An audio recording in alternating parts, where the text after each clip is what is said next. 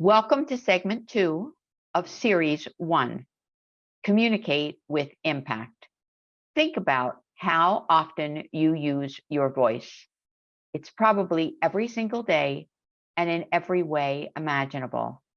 Let's communicate successfully. Let's use that skill to help enhance our careers.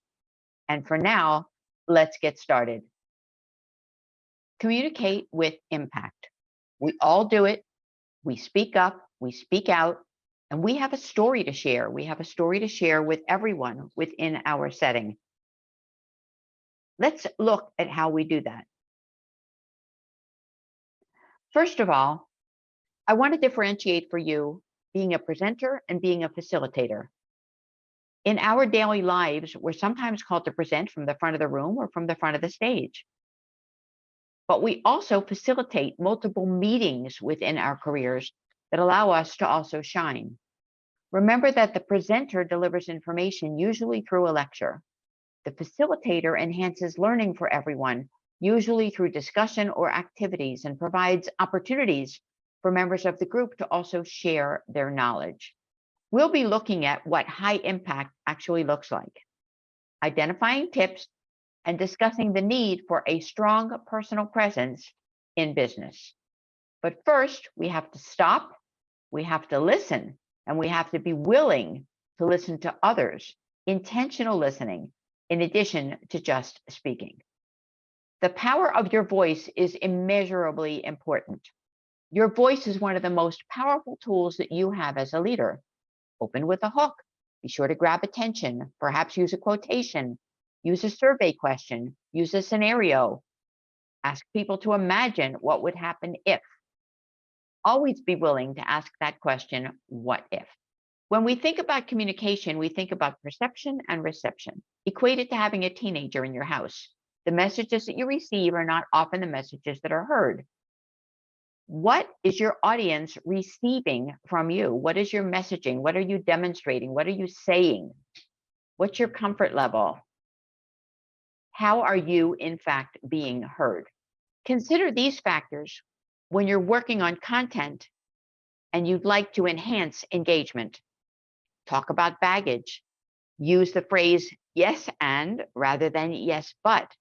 Describe qualities or movement. Identify any potential biases. What is the big burning issue you bring to the table? Play the game would you rather. Use secret sauce. What do you do to gain interaction, and what are your 3 favorite games or activities? We'll write them down because now you're going to go through the power of 5. The first of which is appearance. It's all about what others see when they see you. What is it that they're seeing? Jot down what you think people are seeing. Research shows that image matters. How you're perceived is critical for building credibility, especially in virtual meetings. So what do you do to interact online so that you enhance rather than detract from what it is you're saying? First impressions really do count. You've heard that. You've heard it for years. Appearance, style, uniforms, brand awareness, communication, it's a big package. It's not just what you say, but it's how you look and what you share. Your name is your greatest strength, the biggest concern. So what is your image? What name are you making for yourself? What's your greatest strength? And what's your biggest concern regarding presence and visibility? How do you introduce yourself? What do you say that sets you apart from others? What does high presence for high impact look like to you? What is your why? How do you show up? And how can you increase your presence? We know it when we see it. We've all been in that room with the powerful people who demonstrate presence no matter what they do. So let's look at that power of 5 again for presence. These folks show up prepared, they demonstrate a positive perspective, and they allow everyone to be heard, and they build bridges, not walls. Take out that pen and paper and take a moment to write down what you think your presence reflects. Do you have a role model who exudes presence? Do you recognize and embrace your own style? Are there traits that you'd like to develop to perhaps shift your presence to something else? Those with a strong personal presence attract success because other people notice them. They want to engage with them. They want to hear what they have to say. They find their messaging important. Dress for the job that you want, not the one that you have. Appear comfortable and confident. Dress for your audience.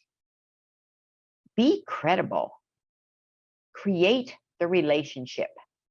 That, in fact, is what will help increase your presence. And think about self-confidence.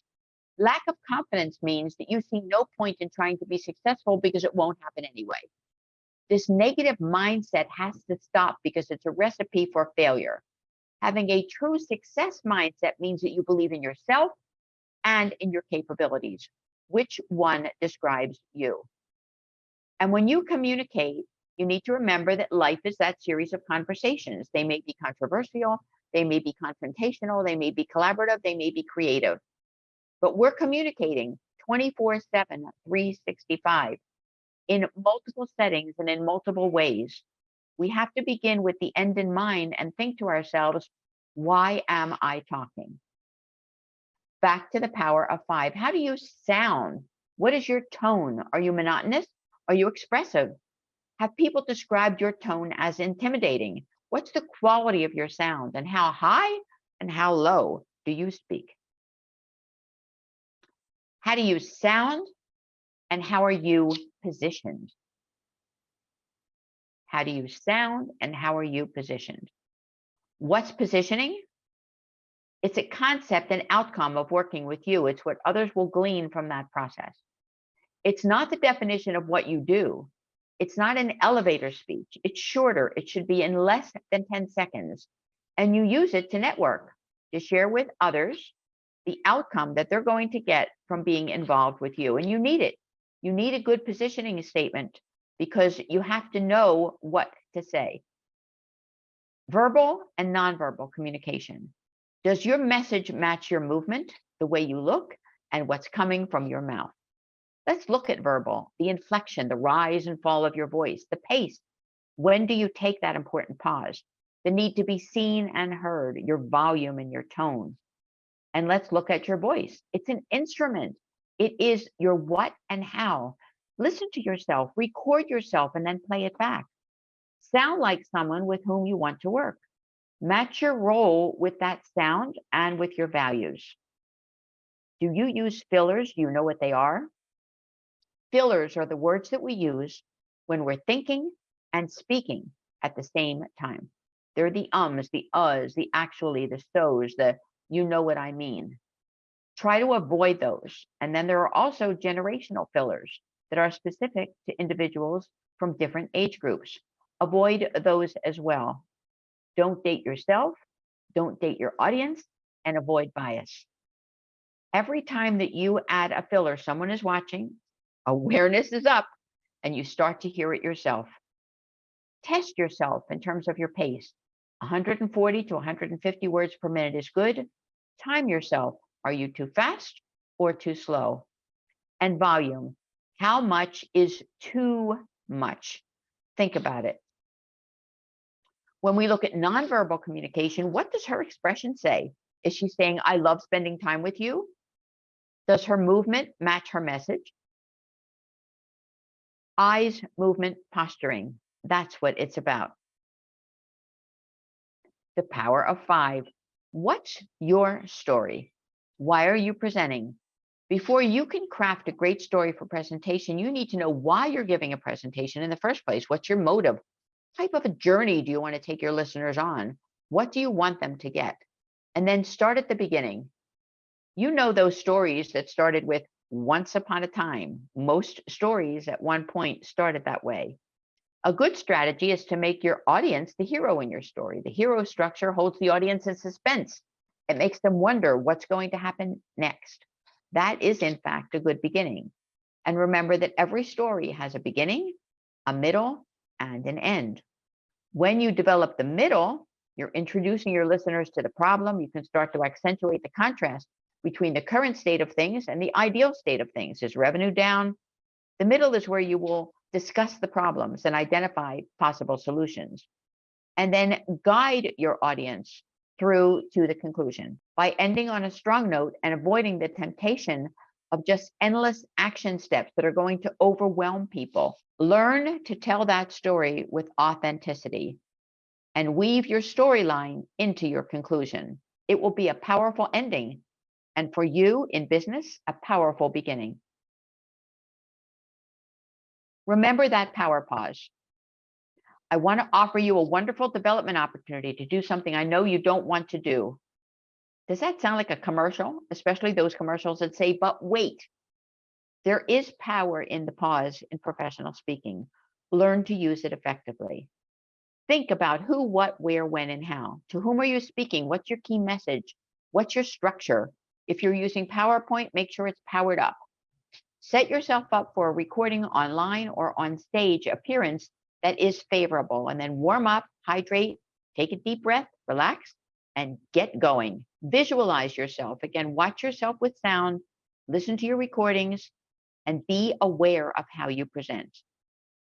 The power of 5, virtual. Virtual is probably more than 70% of what we do right now. Improve and impress in your online presence. You are your personal brand, and that brand needs visibility and it needs promotion.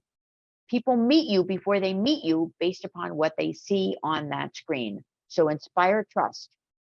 Inspire trust through that virtual presence. Drive engagement on stage and online. What do people see when they see you on screen? Not when you're the presenter, but as a participant. Are you multitasking during a session? Are you using that time to clear your inbox? Is your phone in your hand? What's your promise? What do you want to be remembered for? In hybrid meetings, make sure that your alignment is good, your face looks good, the camera is high quality. People see you the way that you want to be seen. And more on body language and sound bites. Gestures matter. Remember those filler words. Use your visuals wisely. Answer and field questions. Encourage engagement. And make sure that you're capable of handling impromptu remarks. The power of 5, and what will your viewers take away? What is your call to action? What message do you want them to take from your session? Remember that they will remember just 10% of what you said. So consider, how will the audience feel? What will they know? And what can they do? My colleague states that if you cannot write the message in a sentence, you cannot hopefully share it in an hour. So stick to the main point, edit things that do not belong, cut out excess stories and examples, and make sure that what they remember was what you intended. The power of 5. Pay attention, nod occasionally, offer feedback, respond respectfully, be positive, and be team-centered. What is your main takeaway? What will your audience take from this presentation, and how will they generate a 30, 60, and 90-day plan? A successful presentation leaves room for the audience to participate. What you don't say is sometimes as important as what you do say. Cut out those fillers. Everything you do say is subject to the standards of proof that prevail in your field of knowledge. So if you profess to be the content expert on a topic, make sure that your information reflects your knowledge base, your wisdom, your experience. Thanks for joining this session. Now it's time for you to move on to the post-session assessment. Let's see how you do. Let's see how you learned, and let's prepare for our next segment. Thank you.